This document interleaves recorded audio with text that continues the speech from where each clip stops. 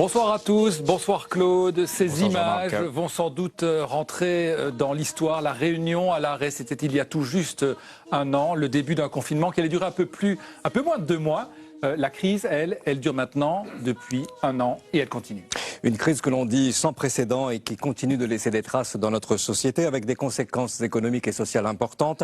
Et le but de l'émission de ce soir est d'échanger sur cette année particulière donc avec vous et avec nos invités ici présents. On retrouvera également le docteur Katia Kadinouche, qu'on avait beaucoup entendu au début de la crise et puis qui s'était fait beaucoup plus retrouver quelqu'un qu'on a beaucoup vu il y a un an au début de la crise Covid, le docteur Katia Kadinouche. Bonsoir Katia Kadinouche. À l'époque, vous étiez très virulente, vous vous êtes faite plus discrète, même si on vous a revu récemment dans une manifestation anti-masque. Qu'est-ce qui s'est passé? On vous a fait taire? Alors, c'est une bonne question. Déjà, bonjour, je suis contente d'être avec vous, en tout cas d'être avec toute la Réunion. Je pense que vous posez peut-être la question qu'il faut.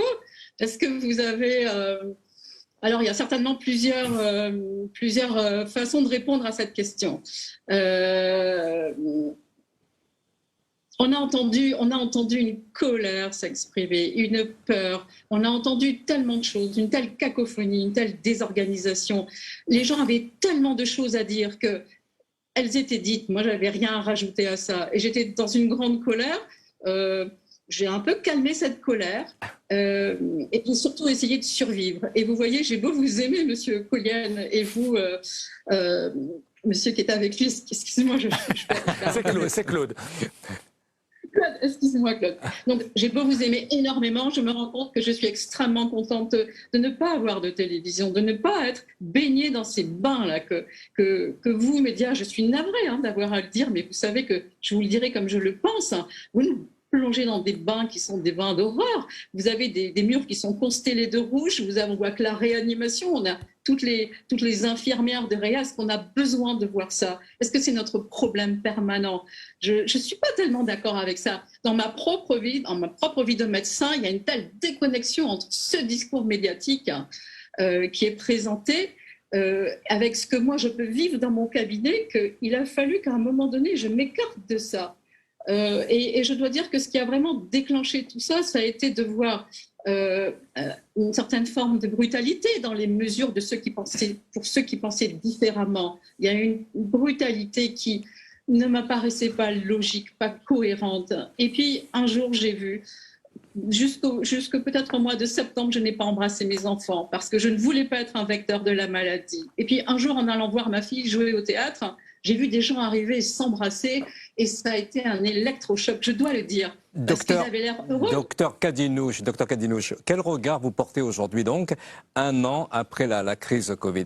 Quel regard vous portez sur la maladie, sur le virus et les variants? Non, vous essayez de m'attirer sur quelque chose que je crois qu'il Votre regard est important, docteur Kadinouche. Vous étiez avec nous au mois de mars 2020. Oui, mais je vous dis, moi, dans mon cabinet au port, nous voyons énormément de monde. C'est pas le problème, le Covid. Le problème, c'est que les gens sont malheureux, les gens vont mal, les gens ne comprennent pas. Et il faut essayer de redonner un petit peu de sens à la vie des gens et de les réancrer dans le réel. Nous, des Covid, on est au port, on est une des communes les plus impactées, on a un cabinet qui tourne énormément. Eh bien, j'en vois peut-être des vrais cas Covid, des vrais cas maladie, 3 par mois. Mais Katia Kadinouche, j'ai réécouté vos déclarations il y a un an. Vous étiez très remonté, c'est vrai, vous disiez qu'on allait être submergé, vous parliez même de tsunami. À l'époque, vous pensiez qu'on n'en faisait pas assez et aujourd'hui, vous pensez qu'on en fait trop?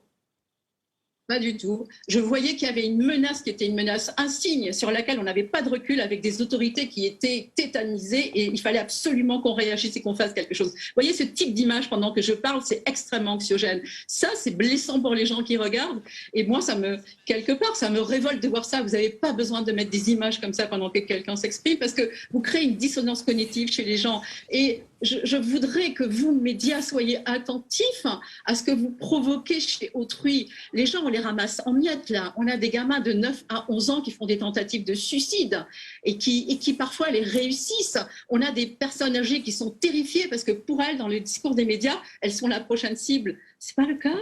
C'est pas le cas. Moi, j'ai plus de dingues. J'en ai 5 à 6 tous les jours qui tombent dans le cabinet que de personnes qui ont véritablement Covid. Je ne nie pas la réalité du Covid.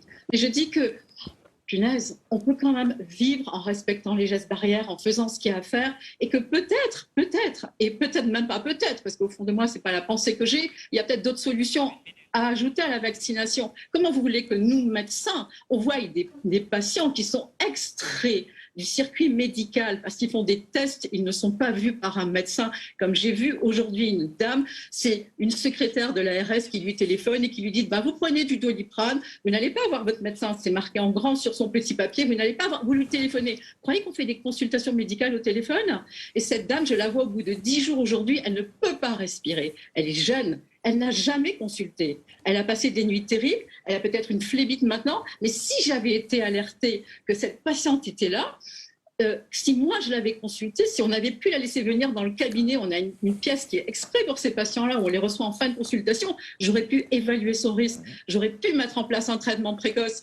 Il y a des traitements précoces comme l'ivermectine, entre autres. Il y a de quoi stimuler l'immunité des gens. Il y a des anticoagulants. On peut faire beaucoup de choses en ville. Mais il faut nous laisser les faire. Docteur Kadinouch, vous reviendrez en radio en parler, s'il vous plaît. Ce serait intéressant, que ce soit en radio ou en télé. Merci, docteur Katia Kadinouch. À bientôt.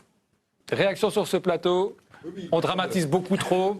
Oui, une personne qui est très passionnée et qui vit les choses à sa façon, et on la reconnaît, c'est comme ça qu'on l'aime. Juste un petit mot, l'ivermectine, pour l'instant, n'a pas montré d'efficacité, donc il ne faut pas avoir de regrets pour ne pas avoir donné cet antiparasitaire qui s'est prescrit à 10 fois la dose normale à des patients, parce qu'il est prouvé, comme l'hydroxychloroquine, malheureusement, que ça ne fonctionne pas.